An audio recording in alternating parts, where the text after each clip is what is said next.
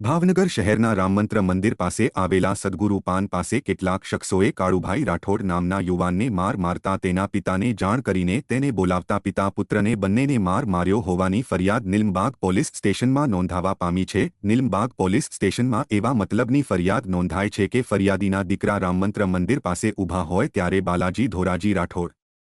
संतोष बालाजी राठौड़, प्रेमजीभाई डायाजी राठौड़, बाबूभाई भरतभाई राठौड़, अरविंदभाई भरतभाई राठौड़ और हकुभाई भरतभाई राठौड़े तेनी साथे झगड़ो करीने मार मारता होय जेने पगले फरियादी स्थल पर पहुंचता तेना दीकरा काळू राठौड़ ने मार मारता ते बचाववा जता फरियादी ने तेना पुत्र ने मार मारता होस्पिटल खसेड़वामां आव्या हता।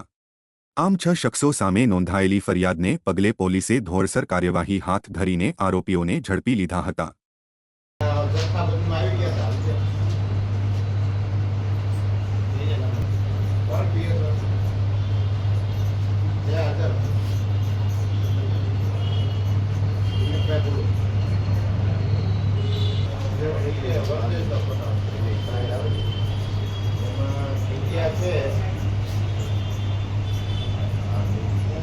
ગામ